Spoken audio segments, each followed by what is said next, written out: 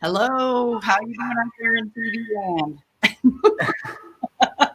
I'm Wendy Sweet. This is Jonathan Davis. You are at our podcast, which is, what's it called again, Jonathan? Our podcast is active wealth. No, passive income, active wealth show. Thank you very much. We give Bill a hard time about it, and I know. we couldn't even do it. And I apologize if anyone hears an echo. I'm in our new office, and all I have is a desk, so it's a little echoey in here. Yeah, and we're not punishing you. You just haven't gotten all of it in yet, right? That's right. Yeah. He hasn't been put in the corner. So we are in a different building. I mean, you can see bricks behind me. We're still unloading and everything. And we did all this over Thanksgiving, kind of at the last minute. We're thrilled that we've done it. But boy, moving an office, I think it's harder than moving a house, don't you? Yeah, there's a lot that goes into it. I mean, yeah, I would probably liken it to if you're moving houses with 10 children. Like that's probably what it's about like. Yep, and we've locked ourselves out twice now. Had to call the locksmith, got a key made, and left the key up on the desk and locked ourselves out again. Yeah. This morning I show up and our account manager, she's waiting in the lobby, and I'm like, "What's going on?" And she said, "The door's locked. I can't get in." I was like, "Oh my gosh!" I said, "Didn't someone make keys?" And she said, "Yeah." And I said, "Okay, well, where are they?" She's like, "Upstairs on the desk." That does us no good. That's right. Well, if we didn't have to work while we were moving, it would be a lot easier, right? But that makes it kind of tough. So you are on our podcast, the Active Income Passive Wealth podcast, and we would love for you to. How do you do that? You like us, you. Hit the bell, you subscribe, you share. Tell all your friends, right? Yeah. Please do that. And you can ask questions as well. Easily ask questions over here in the chat box. Be sure to ask questions because we are here to answer them. And later, if you come up with one that you'd like us to address, we are absolutely happy to do that. We know there's a lot of people out there that aren't going to give you the whole truth and nothing but the truth when you're being asked about anything to do with lending, borrowing. We want to get all the ugly stuff out there. So there's no questions, because if it works well when it's ugly, then it's a deal. That's the way I always look at it. And you need to be prepared for bad things, right, Jonathan? Whoops. You're muted. There you go. Absolutely. I mean, I know we've touched about on this before. Like when I'm buying rental properties for my personal portfolio, I only buy them if they can still cash flow themselves at 10% interest. And boy, was I glad that I did that when COVID hit. So yes. No one wants to pay 10% interest on a long-term loan, but if you can get the deal right and it can do it, you can weather a black swan event like this that just happened. So if it worked when it was ugly, it's going to sure as heck work when it's pretty. That's exactly right.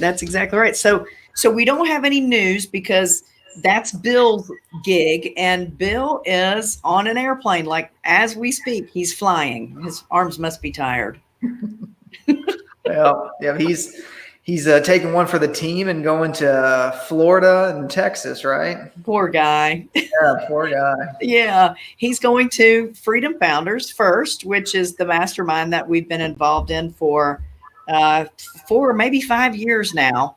That we absolutely love. David Phelps runs that mastermind, and then he's going to leave there on Saturday or Sunday, I believe, and fly to Tampa. Poor guy. And go to the Collective Genius Mastermind there. So, Bill has the toughest job of all of us, I think, don't you? Yeah, we're left here to, do all the work, and, Bill's, drinking gin and tonics on the plane. That's right. Well, we're trying to get all the loans in before the end of the year. Yeah. That's the key. So we don't have any news for you, but we do have two great questions, and we are ready to ask the first question. Yep. The first question, Wendy, is what do you do about judgments or liens if you are the lender? So judgment or lien on the property. And we've had to deal with that quite a few times on what we do. So in our note, and you'll correct me if I'm wrong, Jonathan, but in our note of recent, we have added a clause that says you have to get written permission from us to be able to add a second lien after our note. Isn't that correct?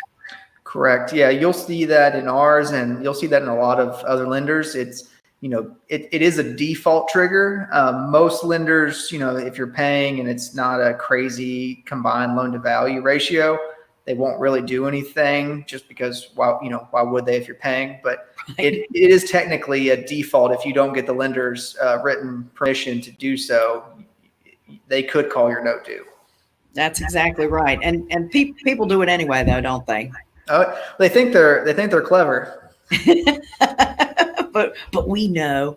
So what that does is the reason why we really don't like notes behind us. There's a couple of things. My first reason is if I have to take the house back, I'd rather do a deed in lieu than have to go through the foreclosure. If there's a second on it, I can't do that. I have to somehow wipe that second out. My other thing is if I have a borrower that feels like they have to get a second in place, it makes me worry about the borrower.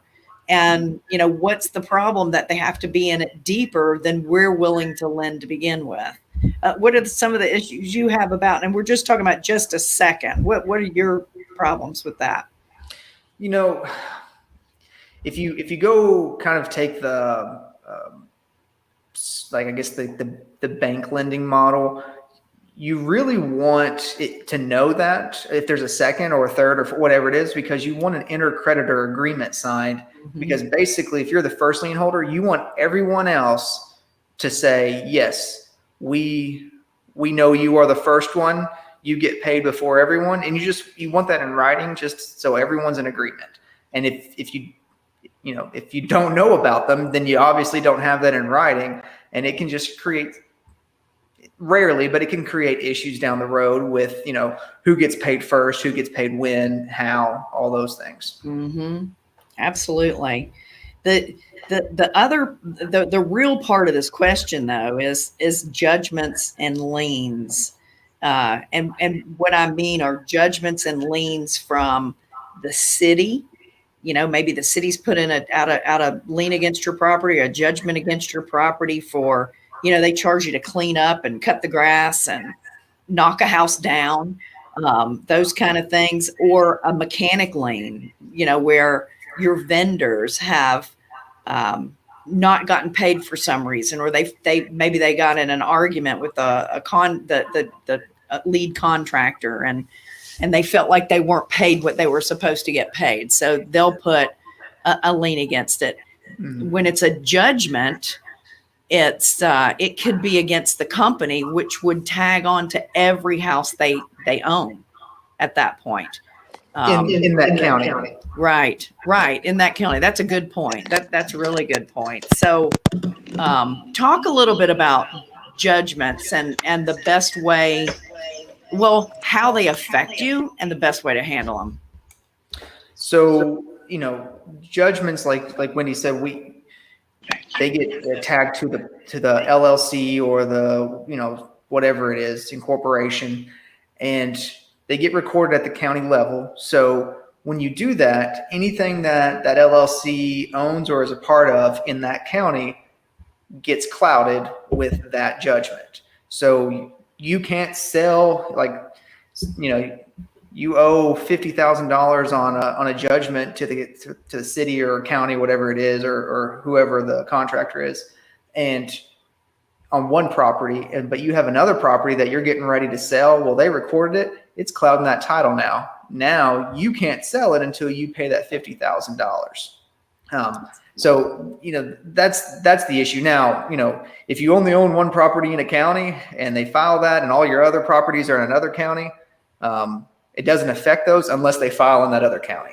Mm-hmm. Yeah. So if you're a lender and you're making a loan to a borrower that, of course, they're going to do it under their LLC, they get some sort of judgment filed against them, and they have other houses that you have nothing to do with. And maybe that judgment is because one of those other houses and has nothing to do with the house that you have. It still goes against your house. Yep. The one that you have the judgment against or the loan on. Yep. So you as the lender, you can't get paid back until that judgment's, satisfied. That's exactly right. Mm-hmm. That's exactly right. And we've done that dance before, haven't we? It's not one we enjoy, but yeah, we've done that dance. It's difficult. We're going through one right now that there is a judgment against a couple of houses that we want to take back. It's actually against the borrower. And we don't even want to take them back. We just want to help them get sold. That's exactly right. and we have offers on them all, and we can't even get them sold until those judgments are taken care of. But the ones that the two that we've got sold, we can't close on because the judgment is really based on all of these other houses that they have that we have nothing to do with. Yep. And that have nothing to do with these two houses. So it's frustrating.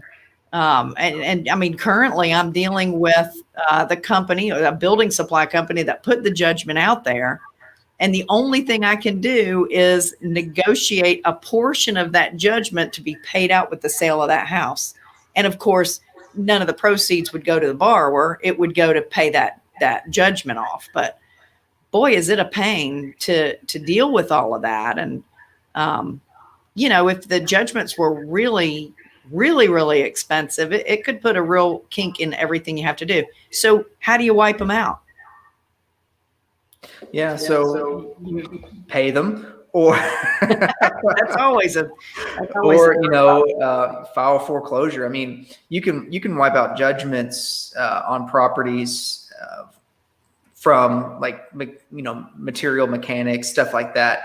You can't wipe out federal judgments, and you can't wipe out state and city judgments. So those, you got to pay those. Mm-hmm.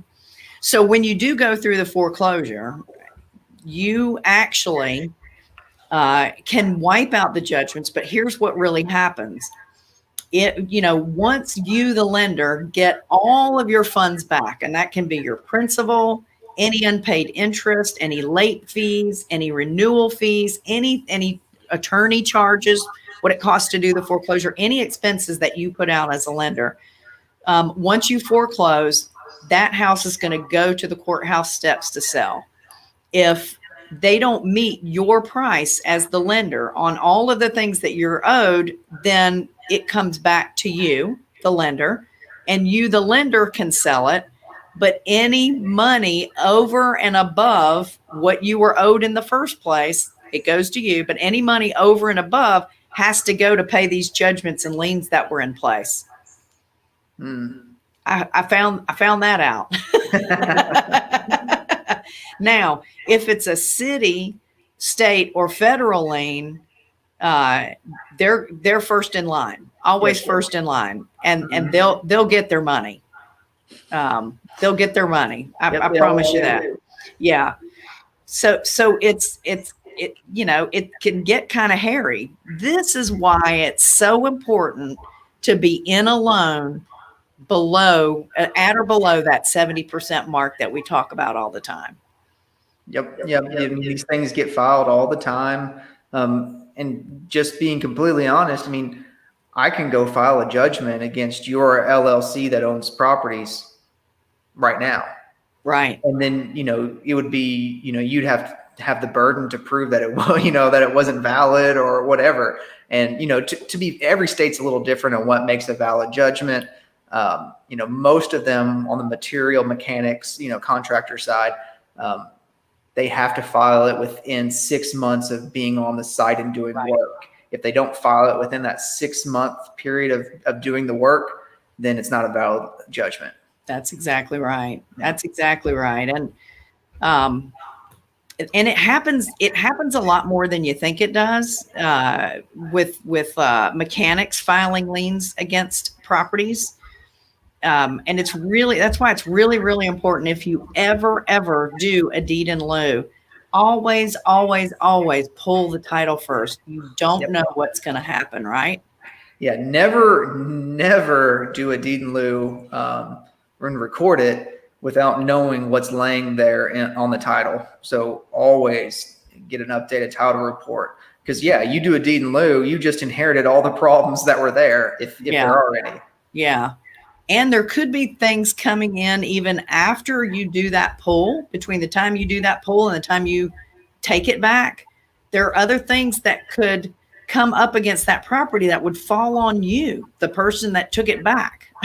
So you got to really, really be careful when you do a deed in lieu, and make sure you're covered on that. So, Mhm. I hate to say it, but a lot of times foreclosure is your best bet when you're having to take a house back.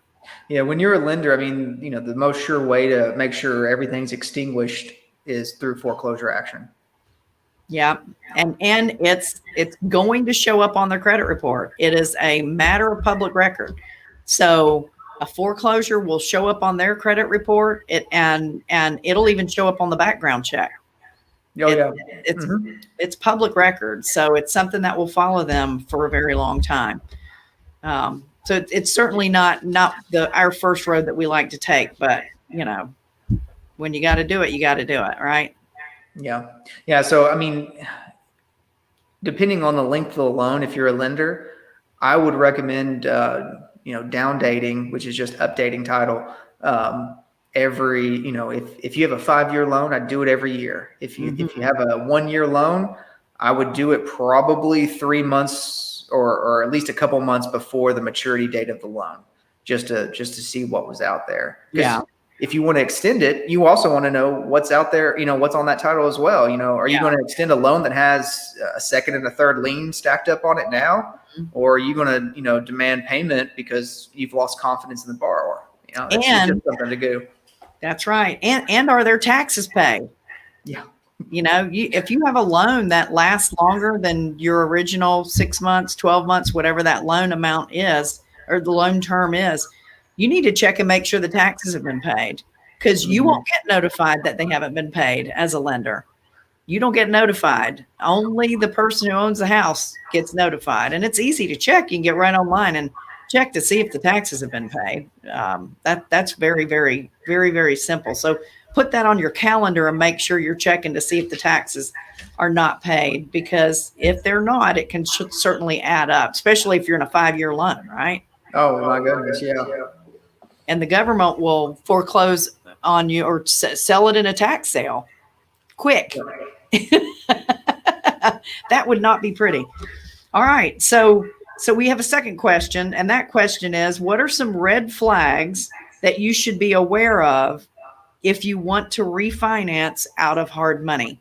So basically what we're saying is, if you're buying a fix house and you don't want to flip it, you want to do it as a buy and hold, what are some of the red flags that you really need to know about when you want to refinance out of that hard money loan? Mm-hmm.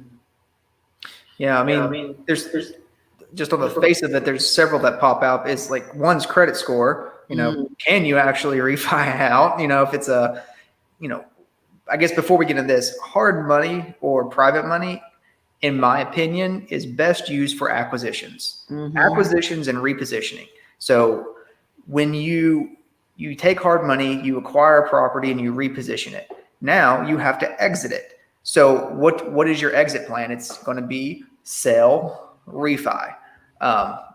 Your exit plan should never be keep in hard money. It should always be sell or refi. So then we get to the refi section. Are you able to refi? What's your credit score? Most institutions are requiring, 680 plus credit scores to, get at least a 70%, just a rate and term refinance. And then the other piece is the property that you've just acquired and you've repositioned. does the rent comps in the area support the debt service coverage ratio so it can get refied? Talk a little bit about that debt service cover ratio. Talk about that. Yeah, in DSCR, and most lenders are looking. There's a few out there that'll do like a 1-to-1 ratio. That means if the payment, the taxes, and the insurance is $1,000, and you make $1,000 in gross income on the property per month, that's a 1-to-1 ratio, 1,000 to 1,000. Most of them require usually around 1.2 debt service coverage ratio. So you should be making 20% more than what you're paying in your interest, your principal, your taxes, and your insurance. So that's what they look at. So yeah, if you get a property and it's, the LTV is fantastic, but the DSCR is 0.9, no one's going to refi it. So right. Rental comps are very important. People buy these properties and they're like, the rents in the area are $850, but I'm going to do a great job and I'm going to get $1,000. No, you're not. No, you're not. That's exactly right. That, a 2-bedroom's a 2-bedroom, in a certain area, that's all it's going to bring, no matter how nice you do it. Right. Yeah. I mean, you could put, you're going to put granite in there. You're going to put backsplashes, that's great. That's great.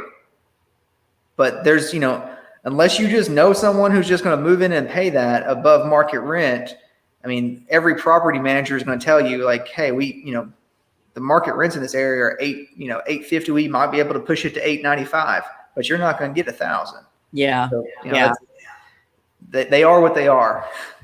That's exactly right. And I know that a lot of people are buying property and wanting to do the buy and hold right now, which is, a great market to be in. There's no doubt about it. But you really need to be sure of your ability to get refinanced out of that. And it really depends on what it is that you plan on doing to that house. Is it going to be a long-term rent? Is it going to be a short-term, like an Airbnb rent, which I like to do a lot? Mm-hmm. Is it going to be a college rent where you can rent it by the room and charge a little bit more because you're renting it by the room to people? All of that is great. But most lenders don't really care that you're doing Airbnb or a college rent. They're going to base it off the market rent, right? Correct.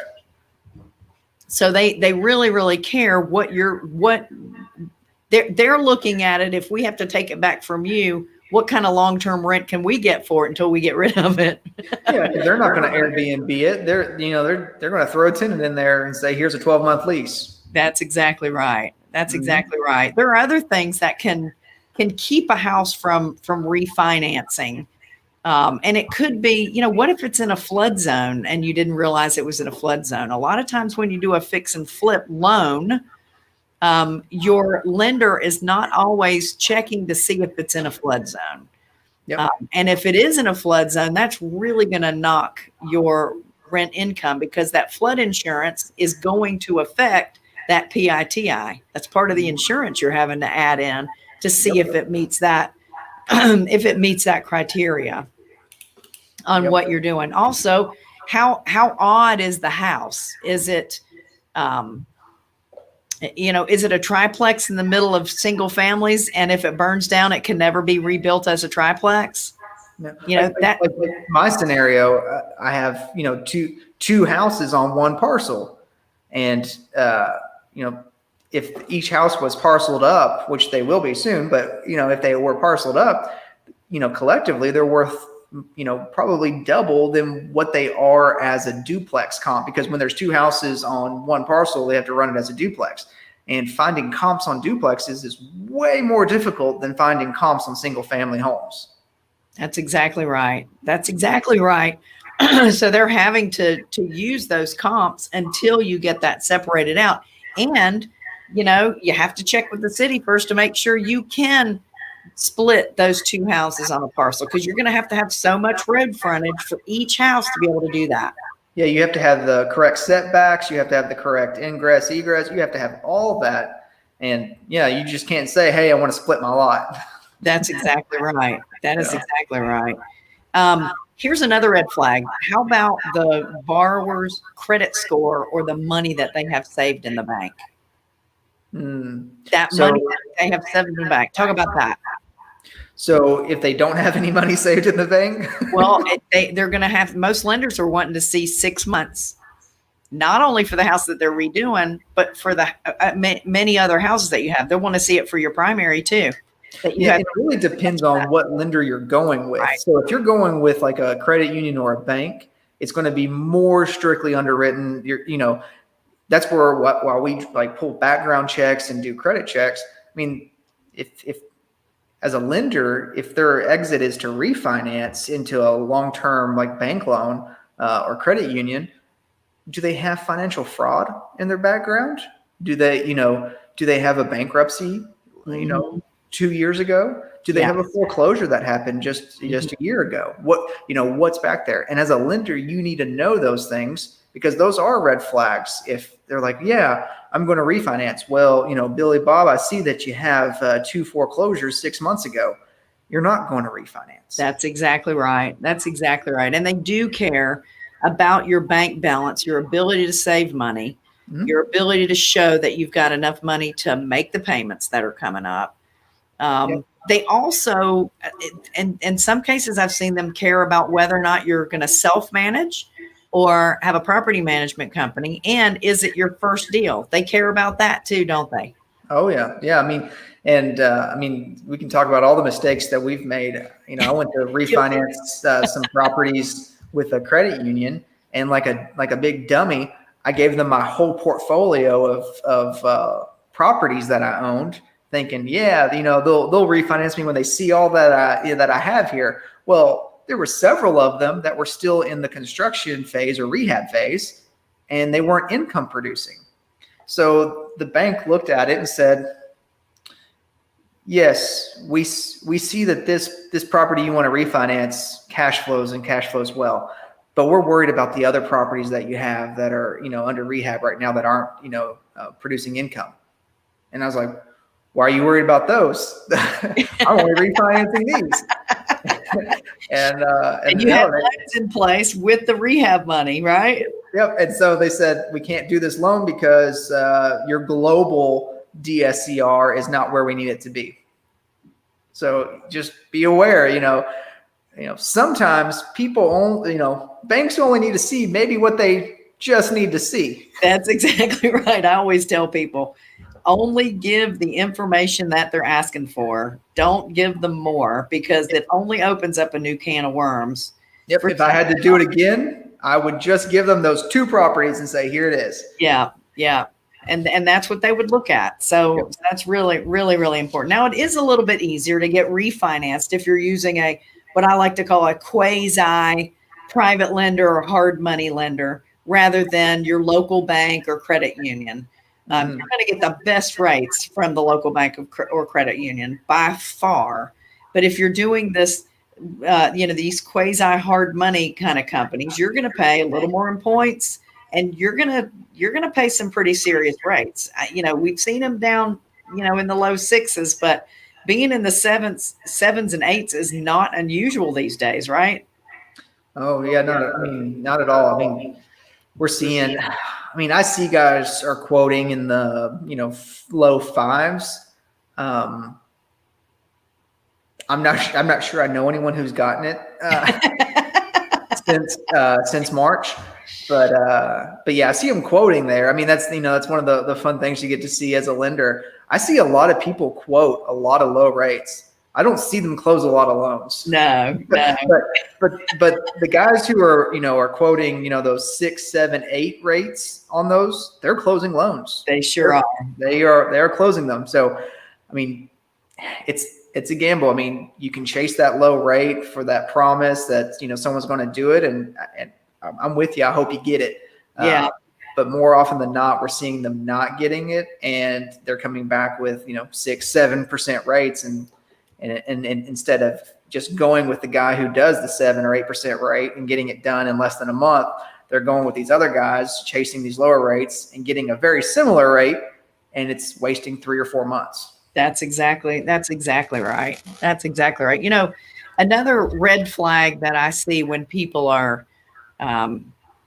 worried about getting into a refinance is if they are counting on cash out at that refinance. If they're really counting on that to move forward in their life, to get other things paid off, they're going to have a tough time. Yeah. If your sole source of income, or I guess I wouldn't even say wealth, but just your money is tied up in equity, and you're banking on a refi to get that equity out. Let me tell you a story of a guy who could probably buy and sell Wendy and I 100 times over, and he owes probably nothing on his house, and the best the bank would give him was a 30% cash out of his house. So it's like if he's only getting that, I mean, they're not willing to give a lot of cash out. So to bank on that is I wouldn't say foolish, but man, you're really gambling.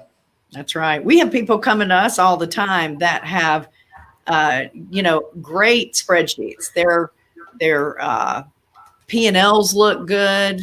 Their equity looks great in what they have, and they want to borrow money against their paid for houses all the time to get cash out. And we immediately, for me, my cheeks tighten up. I'm like, ooh, why do you need cash? Why are you willing to pay 10, 12% to get cash out? What else is going on in your world that you have to come to me to get your money? Right? Oh yeah, exactly. I mean, I've done cash out refinances. I'm not a fan. There are always circumstances that can merit it. Now, in my opinion, I can only put things through the filter, which I have, which are my experiences. And a lot of my experience are cash out isn't always best for the lender. Right. That's great. I'm getting this property that somehow you were willing to hand over to pay 12% interest on, or whatever the interest rate is, to get some cash. And now I've just put a lot of cash in your pocket. Something goes wrong, it's really tough to motivate you to get in contact with me. That's right. Well, especially in this market. Yeah. Especially in this market, because you don't know what's happening. You don't know what's going on and what to expect. And, where did all their money go? And what is it that you plan on doing with this money? That's why we like to control the rehab money, right? That's right. If someone tells me they need cash out because they want to start a new chicken wing enterprise, it's a no. That's a hard no. That's for sure.